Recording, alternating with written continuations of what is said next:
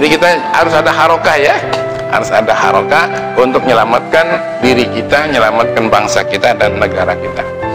Seperti biasa, sebelum lanjut jangan lupa like, subscribe, dan tekan tombol notifikasi kamu di bawah video ini ya.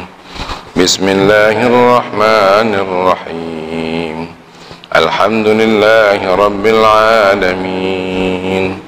Ar-Rahmanir-Rahim, Maliki yaumiddin. Iyyaka na'budu wa iyyaka nasta'in. Ihdinas siratal mustaqim. Siratal ladzina an'amta 'alaihim ghairil maghdubi 'alaihim waladdallin. Allahumma salli wa sallim wa barik 'alaihi. Allahumma salli 'ala Muhammad ya Rabbi salli 'alaihi wa sallim. Allahumma salli 'ala Muhammad ya Rabbi salli 'alaihi wa sallim.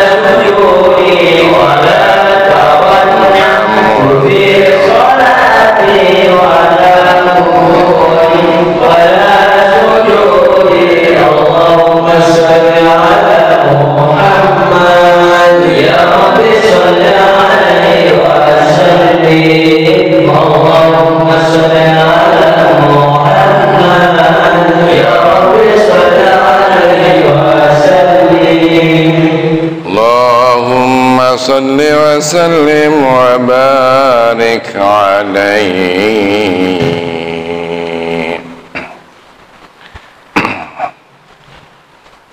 Alhamdulillah kita sudah bersolawat, dan selanjutnya kita tasyakur, nikmati minuman yang sudah ada. Tapi sebelumnya kita sholawat dawa, mohon kepada Allah semoga kita disembuhkan dari segala penyakit. Bismillahirrahmanirrahim. Allahumma salli ala sayyidina Muhammadin salatan takunu likulli da'in dawa wa likulli illatin shifa fatadfa'u anna kulla mihnatin wa bala'in birahmatika ya arhamar rahimin. Bismillah. Bismillah.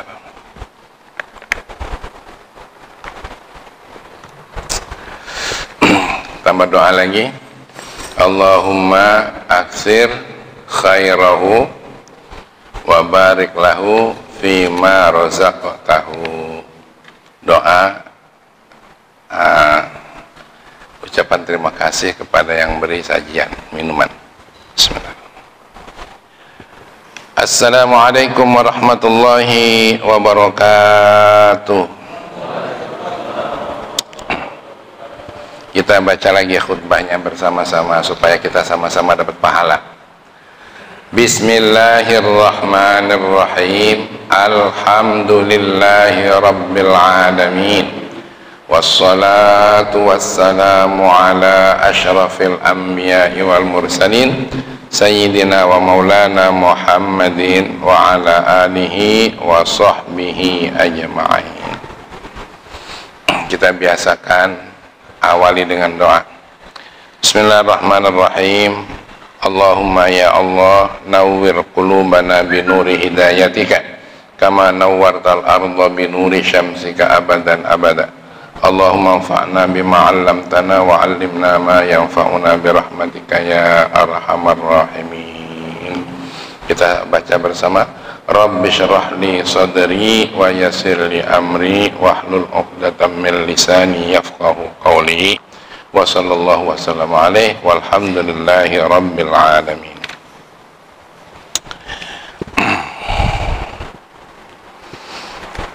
Kembali diulangi supaya kita jadi jelas alur kajian kita ini kemana. Yang pertama, kalau inginnya kita ini, tujuan utamanya kita ngaji ini ingin menjadi hamba Allah yang soleh, tapi juga dibekali dengan ilmu yang Allah ridhoi. Ini tujuan kita ngaji nih, bukan sekedar ngumpul-ngumpul ngaji-ngaji. Kemudian untuk bisa mendapat keridhaan Allah itu 3 hal yang kita lakukan.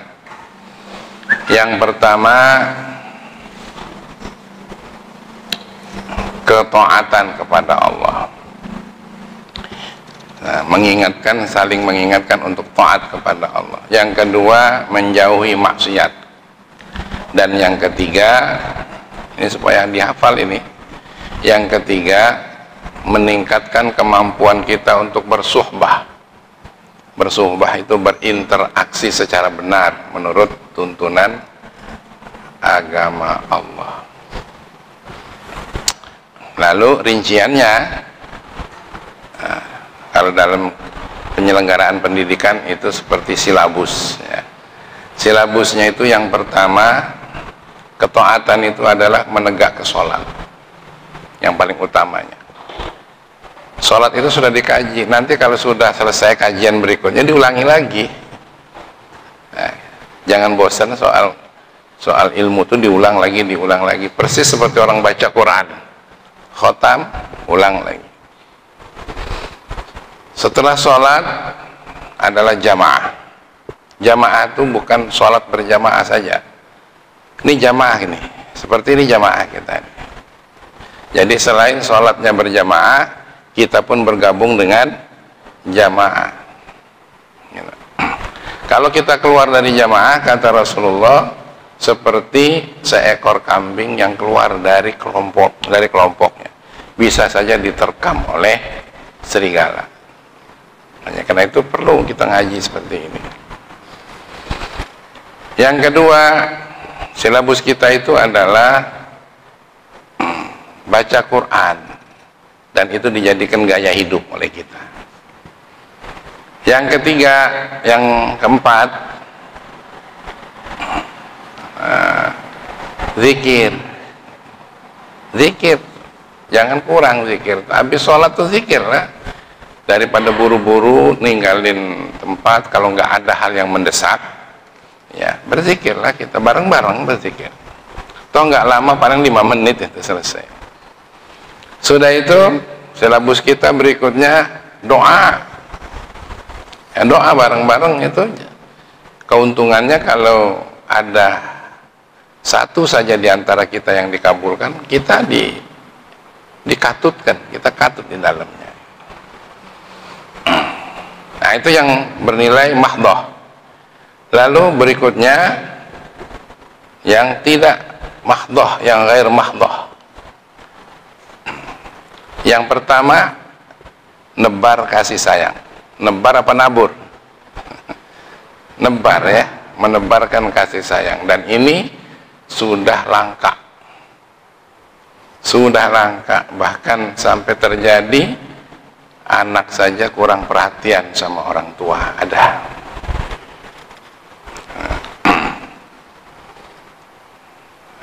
Kasih sayang. Kemudian silaturahim. Nah, ini silaturahim ini. Lalu lempar senyum, karena senyum itu sedekah dan itu mengeratkan. Lalu afsus salam, menyebarkan salam. Udah berapa itu?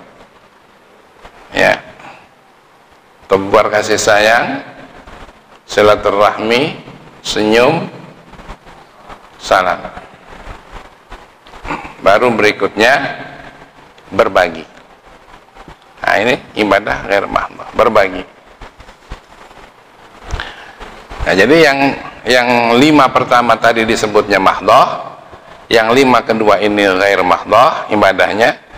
Lalu kemudian ada lagi berikutnya, namanya harokah. Harokah itu aktivitas agresivitas. Jangan cuma orang agama lain yang aktif itu, yang agresif itu. Orang agama lain itu agresifnya sampai kepada penggiringan kandang umat Islam supaya mengikuti agama mereka. Ada itu. Kalau kita tidak sampai ke sana, kita tetap aja berdakwah, tapi soal hidayah itu urusan Allah. Jadi kita harus ada harokah. Kalau tidak pengen digilas oleh orang lain. Tapi kalau nggak ada harokah, nah harokahnya apa?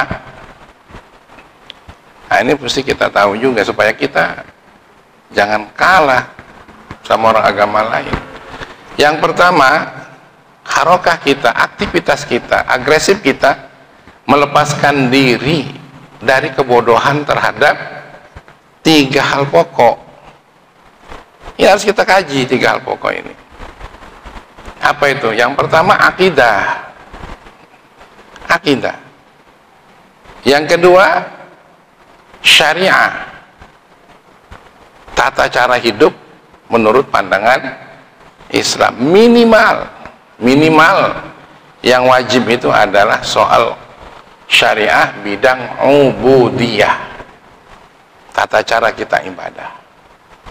Kemudian yang ketiganya akhlakul karimah. Ini wajib pokok ini. Masya Allah, kalau sudah bisa mengamalkan semua ini, tunggu aja janji Allah. Baru kemudian yang keempatnya apa? Yang tadi harokah itu yang pertama menghilangkan kebodohan dari 3 hal yang pokok tadi. Itu 1 ya. Yang kedua yang disebut amar ma'ruf nahi mungkar. Ayo, jangan kita mencukupkan diri dari masjid ke masjid, ya. Kemudian dari baca koran ke baca Quran, itu udah bagus, tapi masih ada tugas lain lagi, yaitu amar ma'ruf dan nahi mungkar. Coba. Baru kemudian yang berikutnya adalah jihad. Gitu. Harus ada jihad. Kalau nggak jihad, di pusat, MUI pusat sudah meminta jangan sampai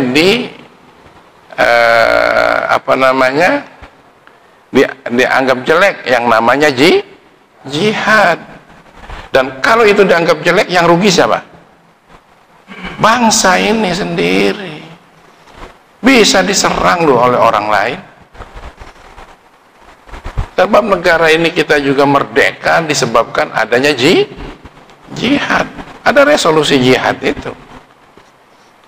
Masya Allah. Kiai Hasyim Asy'ari memberikan fatwa, radius 80 kilo terdengar adanya perlawanan terhadap penjajah, wajib angkat kekuatan untuk membela negara. Kalau nggak ada fatwa itu, Masya Allah. Makanya Rasulullah begitu kekehnya dengan masalah jihad ini. Dan jihad jangan diartikan jahat. Ya, jihad itu dalam arti memperjuangkan hak dan kebenaran. Ngaji ini jihad nih, ngaji. Jihad ini sudah. Karena banyak yang dilawan ini, kemalesan. Iya enggak? Males ngaji ini, jangan dikira Anda males. Wong yang baca kitab aja males. Kalau nak nurutinya males. Ini aneh tuh. Apalagi yang ngajinya cuma yang begini, yang segini-segini aja nggak nambah-nambahan. Kalau nak nuruti mal, tapi karena ada motivasinya, jangankan sebanyak ini. 1 orang saja sudah dikatakan jihad. Itu. Ini sudah jihad. Kemalesan. Ada lagi meninggalkan kesenangan. Kira-kira sekarang ini lagi apa ini di TV ini kira-kira nih? Kalau nonton TV, apa yang lagi seru ini? Berita kah? Sinetron kah? Hah? Atau nggak nonton tapi ngobrol sambil ngopi di depan rumah sama tetangga sambil ngisep rokok. Nikmat nian tuh Pak Juweni, apalagi di sudut sana tuh semilir dekat sungai. Ini dilawan oleh kita, ini jihad, ini jihad. Kadang-kadang nak berangkat ngaji di Tegor Pulau lah bini, ayo ngaji terus. Ada yang jadi itu ada? Mana wongnya?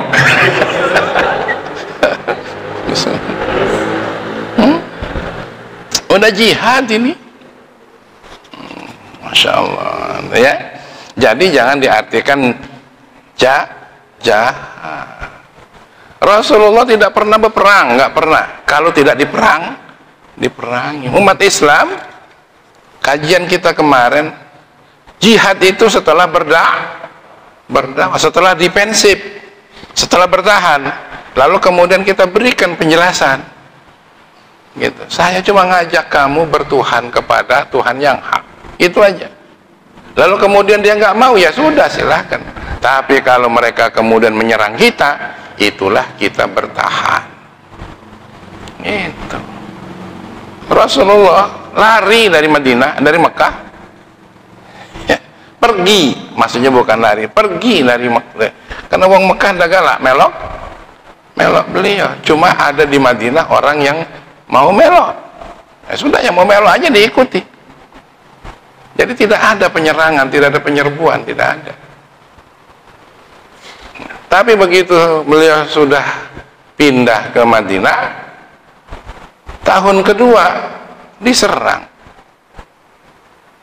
oleh rombongan Abu Jahal, Abu Lahab, Abu Janda, salah sebut ya, Abu Jahal, Abu Lahab dan abu-abu yang lain. Nah, itu diserang. Nah, cuma Rasulullah tidak kepengen perempuan, anak-anak, tanaman di kotanya, rumah tempat tinggal rusak. Karena itu musuh disongsong. Gitu. Berapa kilometer itu dari Madinah? 15 kilometer? Ya, keluar dari kota Mekah supaya jangan jadi korban anak-anak, perempuan, ya, orang tua, songsong sana. Kalau mati biarlah kita mati, tapi anak-anak kita tetap terlindungi. Itu. Nah, jadi jangan dianggap Rasulullah berperang itu nafsu perang, tidak. Nah, tapi di situ pula dapat makna berperang karena Allah, dapat pertolongan Allah Subhanahu, berjihad karena Allah, dapat kemenangan. 315 dengan 1000 lebih tentara infanteri terlatih, perbekalan yang cukup, persenjataan yang canggih saat itu. Sedangkan tentara kita sudah sedikit, alat perangnya seadanya, perbekalan Rasulullah sampai perutnya diganjel pakai batu, pas lagi bulan puasa lagi, peceklik lagi. Tapi ternyata dengan pertolongan Allah menang. Asal segalanya dimulai dengan karena Allah. Nah, gitu. Jadi kita ini nggak pernah nak melakukan kejahatan, apalagi yang teror meneror itu nggak mungkin itu. Nggak mungkin. Untuk apa kita lakukan teror itu? Ya, kecuali dilakukan oleh orang yang nggak ngerti soal jihad, atau memang mereka itu termotivasi oleh orang yang mau mendegradasikan jihad. Itu ada, itu dipola oleh Amerika, ada, ya, oleh negara-negara, nggak usah kita nyebut negara, dipola oleh orang-orang ISIS itu juga katanya buatan, itu kan buatan. Orang dicuci otaknya, kemudian ditumbuhkan kebenciannya. Nah, sudah begitu, sudah kena otaknya dan kebenciannya sudah tumbuh, nah, dikasih emeng-emengnya. Iming-iming, emeng-emeng. Iming-iming. Ada yang bersifat duit, ada yang bersifat ideologis, surga katanya. Tapi dengan cara berlaku jahat. Bukan itu yang dimaksud dalam kajian ini. Nah, makanya kita baca supaya jangan kaget kita nggak ngerti. Ya, baca ini, dibaca nggak ini? Laju nggak nih? Pokoknya laju, nggak setuju, laju ya lah, baca ya lah ya. Ayo kita dengerin. Bismillahirrahmanirrahim. Wa amma fadlu syahadah fi sabilillah fa a'zamu man ayyuhata bihi wa ajallu wa akbaru, ya, man ayyakhudhahu haddun wa miqdarun. Bahwa keutamaan kesyahidan di jalan Allah adalah sebesar-besar orang, ya, yang meliputi keistimewaannya ini.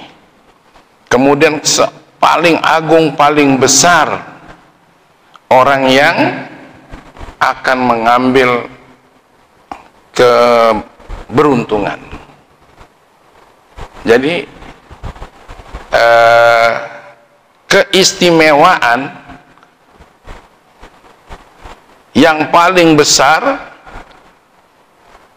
dibuktikan dengan kesaksian syahadah itu, dengan kesyahidan, dengan kesaksian yang ditetapkan oleh Allah Subhanahu wa ta'ala. Jadi bukan ditetapkan oleh siapa. Keistimewaan orang yang berjihad itu di jalan Allah begitu besarnya, begitu hebatnya, meliputi segala macam hal yang baik, sebagaimana yang difirmankan oleh Allah Subhanahu wa ta'ala ini. Jadi jihad sampai seperti itu keutamaannya, kesaksiannya, dalilnya. A'udzubillahi minasyaitonirrajim. Wala tahsabannal ladzina qutilu fi sabilillahi amwatan bal ahya'un 'inda rabbihim yurzaqun. Ini Al-Qur'an. Janganlah mengira orang-orang yang terbunuh di jalan Allah, yang berperang dan terbunuh di jalan Allah itu mati. Jangan dikira itu. Jangan dianggap orang itu sirna, hilang tanpa kerana, kata orang Jawa itu. Apalagi dianggap mati sia-sia. Mati menurut pandangan kita, tapi kata Allah bal ahya'un 'inda rabbihim. Sebenarnya mereka itu adalah hidup, dan hidupnya di sisi Allah Subhanahu wa ta'ala. Masya Allah. Yurzaqun, kemudian mereka itu difasilitasi oleh Allah Subhanahu. Fasilitas dari Allah. Saya punya teman yang jadi pejabat di kantor Kemenag, ya. Kemudian, silakan. Kemudian diundang oleh Kementerian Saudi Arabia, difasilitasi oleh kementerian itu. Begitu pulang cerita segala fasilitasnya itu, Masya Allah, seumur hidup baru itu saya merasakan segala itu. Ini baru Menteri Saudi Arabia yang memfasilitasinya. Nah, begitulah fadlus syahadah fi sabilillah fa'a'zamu man ayyuhata bihi. Fasilitas yang begitu hebatnya dari Allah dikemukakannya seperti itu dalam Al-Quran. Jangan dianggap mati, apalagi dikatakan sirna, tapi dia itu adalah hidup, dan hidupnya di sisi Allah yurzakun, difasilitasi oleh subhanallah. Kayak apa itu? Farihina bima atahumullahu min fadli. Ditambah lagi ayat berikutnya, farihina, mereka pada bergembira di situ. Bima atahullahu, dengan segala sesuatu yang disediakan oleh Allah untuk mereka. Min fadlihi, disediakannya bukan karena terpaksa, tapi fadlihi, karena karunia-Nya. Masya Allah, karena kesenang hatiannya, seolah-olah begitu. Bahkan kalau kepengen apa saja lebih dari itu, dilayani lagi. Masya Allah. Pengen begitu? Ayo, mau cepat mau lambat? Nah, kalau seusia kita nih nggak bisa ngomong lambat lagi, Pak Haji. Masya Allah, ya. Selambat-lambatnya ya seumur kita tuh lah. Nah, ya. Jadi Masya Allah, tinggal yang jadi masalah buat kita mencari apanya? Mencari jihadnya itu. Kalau jihad angkat senjata untuk kita sekarang ini kayaknya belum ada, kecuali kalau kita pergi membela Palestina. Nah, pergilah pengen Palestina kalau pengen itu ya. Tapi itu juga prosedurnya nggak mudah, harus ada izin. Nah, tapi bagi yang sudah kenceng, kadang nggak izin lagi, berangkat aja, ya kan? Gitu. Banyak orang-orang kita, saudara-saudara kita yang di sana itu banyak. Nah, kita ini jihad melawan hawa nafsu, jihad melepaskan kebodohan, jihad menyelamatkan keluarga, jihad untuk bisa memberikan inspirasi kepada negara ini yang sudah kita yakini sepakat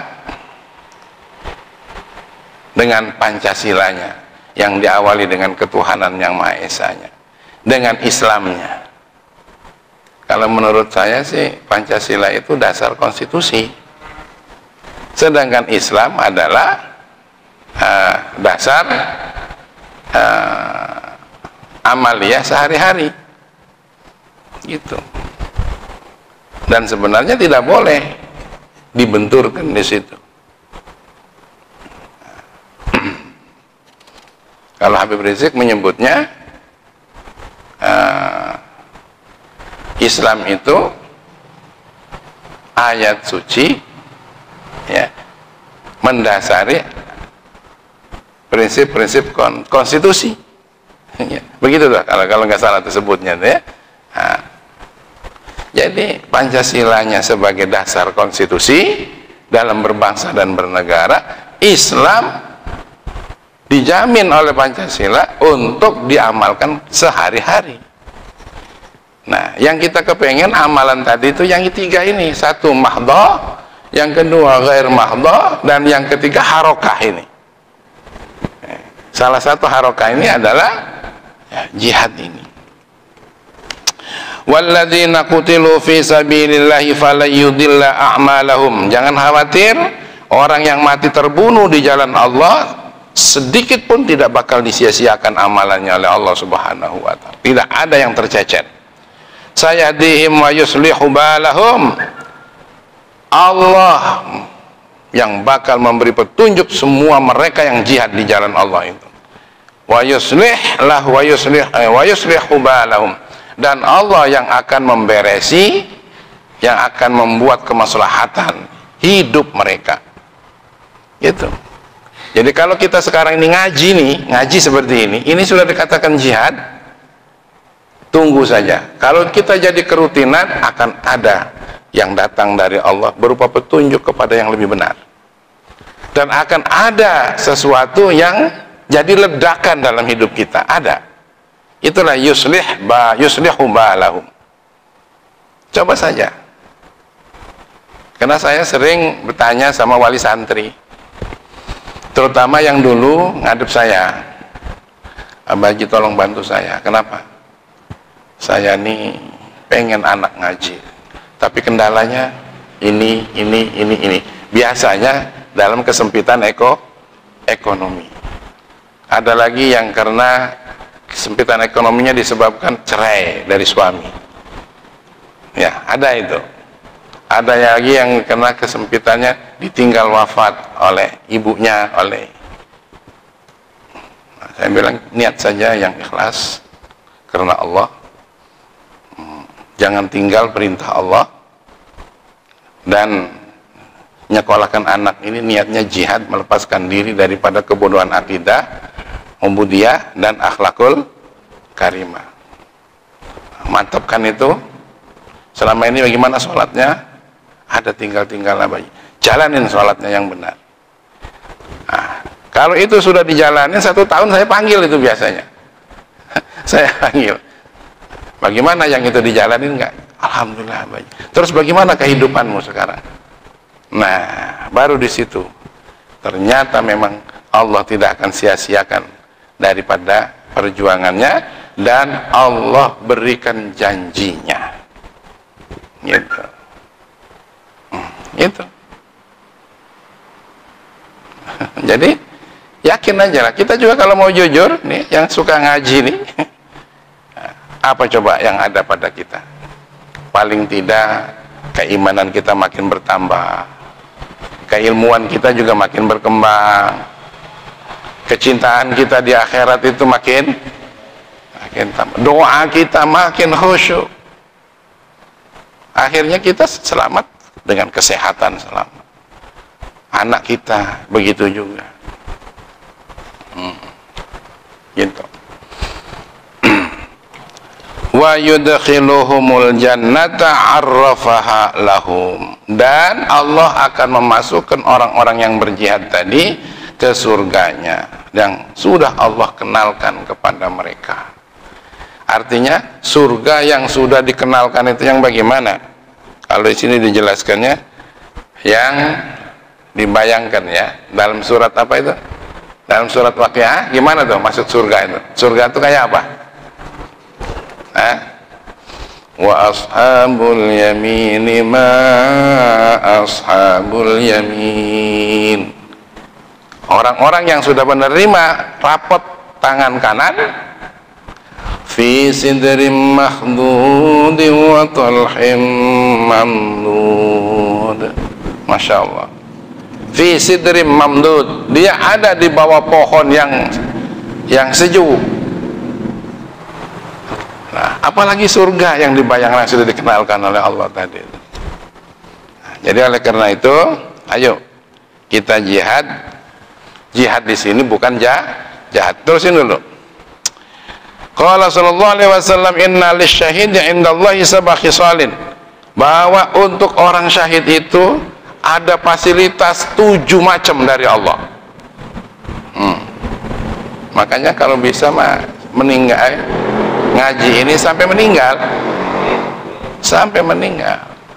gitu, supaya dapat nilai syahidnya tadi. Ada 7 yang akan diberikan oleh Allah. Yang pertama, ayyughfaralahu fi awwali daf'atin min damihi. Orang yang berjihad di jalan Allah itu yang pertama dapat ampunan sejak awal darahnya mengalir. Begitu darahnya mengalir setetes saja langsung diampuni oleh Allah Subhanahu wa taala. Wa yara maq'adahu fil jannah minal jannah, dan langsung melihat tempat duduknya di surga sana. Maksudnya itu tempat singgasananya di akhirat situ. Wa yuhalla hilyatal iman, kemudian dia juga dihiasi dengan hiasan iman. Apa tuh kehiasan iman? Mukanya bercahaya, otaknya juga bersih, hatinya bersih. Wa yujara min azabil qabr, dan dia diselamatkan dari siksa kubur. Sudah nggak ada lagi di siksa kubur, yang ada nikmat kubur. Ya Allah. Wa ya'mana minal farah al akbar, dan dia juga merasa nyaman ya dengan farahil akbar. Farah itu tak bermasalah ya, nggak ada persoalan. Nah, kita di dunia ini saja merasa bahagia karena tidak ada persoalan satu aja. Apa itu? Nggak punya utang. Bahagia banget itu, nggak punya utang, rumah sederhana, makan sederhana, jadilah asal tidak punya utang. Bagaimana kalau rumahnya bagus, kendaraannya bagus, dililit utang, gimana kira-kira? Masya Allah, sudah dililit utang, tetangganya jahat lagi. Bininya cerewet buruk, nah, anak-anak bandel kalau, na'udzubillah min, ini nggak ada persoalan semua.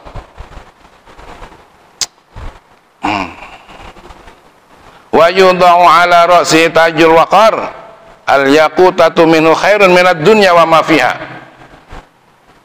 Orang yang mati syahid itu berikutnya langsung dikasih mahkota di kepalanya, mahkota kebesaran yang terbuat dari inten yakut dari surga, lebih baik daripada dunia dengan segala isinya ini. Masya Allah. Loh. Nah, kita dikasih itu tidak mau, tapi malah maunya yang lain, yang dimurkai oleh Allah Subhanahu wa ta'ala. Nah, baru yang keenamnya ini. Nah, yang keenam ini jangan nggak dicatat nih ya, catat gede-gede, taruh di depan pintu. Wa yuzawwaja isnataini wa sab'ina zaujatan minal huril ain, dia langsung dinikahkan dengan 72 bidadari ya, yang bermata jeli. Sekali lirik saja pingsan. Nah, catat gede-gede, taruh depan pintu. Tinggal siap-siap aja di kentong. Bilang sama istri, bukan di sini, di surga. Masya Allah. Tuh ya, ma la ainun ra'at wala udhunun sami'at wala khatara al qalbil bashar. Cantiknya perempuan bidadari itu tidak bisa, belum pernah dilihat oleh mata, belum pernah suaranya indah merdu dan rayuannya begitu syahdu terdengar oleh telinga, bahkan belum pernah terbayangkan oleh hati manusia. Masya Allah. Enggak satu, 72. Masya Allah. Ayo negara. Ini hadis Rasulullah, hadis Rasulullah, bukannya omongan seorang ulama, bukan. Makanya jangan kecil hati yang belum punya istri ya. Nah, baru berikutnya wa yushaffa'a fi sab'ina min aqaribihi, dan orang itu diberi mandat, diberi kewenangan untuk selamatkan kerabatnya sebanyak 70 orang. Tuh, insyaallah. nanti akan dibawa semua tuh, anak, istri, orang tua, dibawa semua. Siapa lagi? Mantan diselamatkan. Mantan gitu ya, selamatin kan 70. Dan ternyata di sana nggak ada cemburu. Konon laki-laki itu kalau sudah memandang widadari itu nggak mau noleh ke tempat lain, karena yang lain tidak lebih indah dibandingkan indahnya senyuman bidadari. Masya Allah. Ayo cepatlah. Ayo, siapa yang nak cepat biar abajin belakangan. Ya Allah ya Rabbi, subhanallah. Terakhir, sabda Rasulullah SAW, laisa syai'un ahabba ilallahi min qatratain wa atharain, bahwa tidak ada sesuatu yang paling disukai oleh Allah Subhanahu wa ta'ala ketimbang 2 tetes dan 2 athar, 2 yang membekas. Athar itu yang pertama, qatratid dumu'i min khasyatillah, tetesan air mata karena takut Allah. Malam-malam bangun, gelar sejadah, merasa usia sudah nggak muda lagi, dosa masih banyak, ibadah terasa kurang, ya, amal jariah juga belum ada, anak pun mungkin tidak soleh semuanya. Kebayang nanti semuanya akan berpisah. Kalau tidak kita yang berpisah, mereka yang akan meninggalkan kita. Sujud, mikirin dengan dosa-dosa, sholat pun tidak sempurna, sehingga titesan air mata membasahi pipi sambil meratapi dan merayu Allah. Ya Allah, Engkau telah ampuni hamba-hambamu yang lain, aku juga hambamu ya Allah. Coba ratapan seperti itu. Engkaulah yang maha adil, ampuni aku ya Allah dari dosa yang pernah aku tobat tapi kemudian aku ulangi lagi. Aku minta ampun ya Allah, dikarenakan karuniamu yang melimpah, ku gunakan diantaranya untuk maksiat kepadamu. Redaksi terserahlah, malam-malam hari melakukan itu, nitik air matanya, ini yang paling disukai oleh Allah. Dan yang kedua, qatratid damin tuharaku fi sabilillah, setetes darah yang muncrat di jalan Allah dalam peperangan, atau yang mengalir fi sabilillah di jalan Allah, setetes aja, apalagi sampai meninggal. Nah, itu yang kedua. Wa ammal asar wa ammal asaroni, adapun yang membekas, fa asarun fi sabilillah. Apa tuh? Membekas dalam jiwa kita, membekas dalam perjuangan, membekas dalam cita-cita menegakkan agama Allah. Ada bekas di dalam diri kita. Begitu juga bekas di dalam kefarduan yang kita amalkan dari kefarduan Allah. Ada yang di sini min athari sujud katanya, yang sini nih, yang hitam-hitam gitu. Apakah itu? Mungkin. Tapi yang paling dibahas oleh para jumhur ulama adalah bekas ibadah kita. Hati yang kosong jadi terisi, hati yang gelap jadi jernih, otak yang selama ini pikirannya masalah dunia semata, mulai memikir akhiratnya, memikir nasibnya setelah meninggal ini. Gitu. Masya Allah. Kalau sudah semuanya itu merasuki pada jiwanya, kata Rasulullah SAW, ma yajidu syahidu min alamil qatli illa kama yajidu ahadukum minal qarsah. Kalau peperangan itu karena Allah Subhanahu wa ta'ala sampai terbunuh, maka sakitnya peperangan itu tidak lebih daripada sakit karena tercubit aja. Potong lehernya, kita melihatnya serem, tapi dia yang merasakannya karena dekatnya kepada Allah, karena cita-citanya demi hidup di akhirat ini tidak dirasakan oleh mereka. Dan itu untuk umum yang merasakan sakit seperti sakitnya kena cubit atau sakitnya karena pecut semata. Tapi orang-orang yang khusus justru tidak merasakan apa-apa. Kita tahu kan dalam sejarahnya Sayyidina Ali kena patahan panah di belakang. Waktu itu nggak ada dokter, operasi nggak ada. Yang ada ya usaha cabut itu saja. Panah yang ada apanya tuh? Ya, ada segitiganya itu. Subhanallah. Tapi ketika dia takbir Allahu Akbar, mulailah dia dikorek, nggak terasa. Setelah selesai cabut, sholatnya selesai, ditanya yang nyabutnya, sudah dicabut belum? Sudah dicabut belum besi yang ada tuh? Sudah, ditengok darahnya, masya Allah. Itu. Jadi hadis ini tidak ngomong kosong. Jadi kalau sudah cinta kepada Allah Subhanahu wa ta'ala lalu dia berjihad, terpenggal lehernya, terluka badannya, tidak akan terasa oleh Allah, dibuatnya memang seperti itu. Sama lah dengan kita ini, walaupun capek, susah, ayo ngaji terus.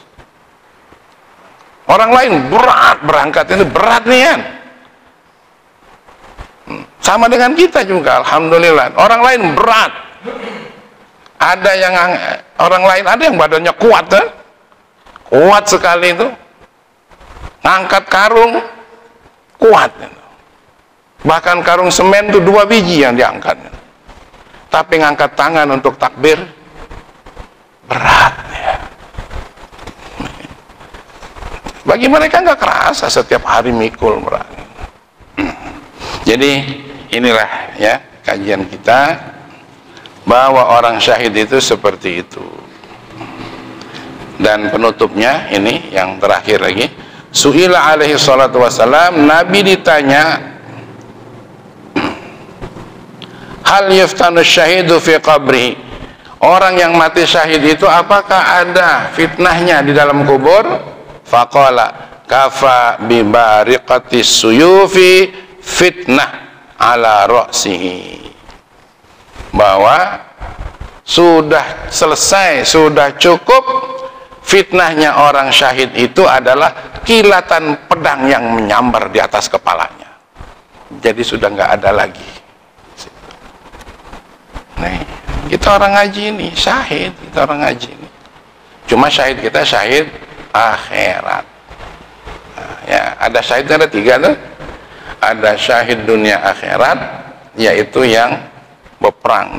Ada syahid akhirat, ada syahid duniawi, yaitu pahlawan. Pahlawan apa pahlawan? Pahlawan. Nah, ada orang nanya sama saya, Ustaz, kalau pahlawan itu syahid apa tidak? Nah, kalau pahlawan itu tergantung dengan yang dibelanya. Kalau memang membela tegaknya syariat Islam, jadi pahlawannya dari syahid. Tapi kalau yang dibela negara komunis, dia jadi tentara, mati-matian berperang, tapi negaranya negara komunis. Tergantung dengan ya. Kalau kita ini negara apa? Tapi orang bilang katanya negara kita bukan negara agama. Masya Allah, bukan negara Islam. Mestinya tentara kita protes itu, mestinya rugi. Ya, berapa banyak tentara polisi yang mati memperjuangkan eksistensi negara kita ini. Tapi kalau negara kita ini negara agama, negara ketuhanan yang Maha Esa, saya lebih suka negara kita ini negara Pancasila, supaya bermaknakan agama. Tapi kalau kita nyebut negara kita bukan negara agama, nah, bagaimana nilai perjuangan kita? Tapi kalau negara kita ini negara Pancasila, karena di sana ada ketuhanan yang Maha Esa, ada kemanusiaan yang adil dan beradab. Gitu. Ada persatuan Indonesia, ada kerakyatan yang dipimpin oleh hikmah, bukan dipimpin oleh kekuasaan. Ada keadilan sosial bagi seluruh yang bukan untuk sekelompok orang yang dapat keadilan. Makanya saya lebih suka negara kita negara Pancasila. Gitu. Tapi kalau ada orang bilang negara kita ini bukan negara agama, waduh, macam mana itu? Kasihanlah tentara-tentara kita yang... Saya kira inilah kajian kita, mudah-mudahan bermanfaat. Masya Allah. Jadi kita harus ada harokah ya, harus ada harokah untuk menyelamatkan diri kita, menyelamatkan bangsa kita dan negara kita. Allahumma salli wa sallim ala sayyidina Muhammad wa ala alihi wa sahbihi ajma'in. Ya Allah, ija'alna min ibadika sholihin. Jadikan kami hambamu yang soleh ya Allah. Keluarga dan anak keturunan kami, jamaah kami, ya Allah, masyarakat kami, jadikanlah mereka hambamu yang masuk dalam kategori yang berhak untuk dapat ampunan darimu ya Allah. Berkat pengajian ini ya Allah, berkat perjuangan ini, berkat jihad ini ya Allah, Engkau tidak akan sulaya dengan janjinya ya Allah. Berikan hidayahmu kepada kami ya Allah. A'inna ala zikrika wa syukrika wa husni ibadatik. Nas'aluka ridhaka wal jannah wa na'udzubika min sakhatika wan nar. Berikan kami pertolongan ya Allah untuk selalu ingat kepadamu ya Allah, untuk selalu bersyukur kepadamu ya Allah, untuk lebih baik ibadahnya kepadamu ya Allah. Nas'aluka ridhaka wal jannah wa na'udzubika min sakhatika wan nar.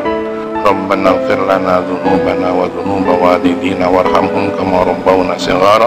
Rabbana atina fid dunya hasanah wa fil akhirati hasanah wa qina adzabannar. Wa sallallahu wasallam ala alhamdulillahi rabbil alamin. Insyaallah ini tambah jihad lagi karena ngajinya agak lewat dikit dari jam 9. Anggap nilai jihad. Billahi hidayah wa taufiq wal hidayah. Wassalamualaikum warahmatullahi wabarakatuh. Terusin minumannya.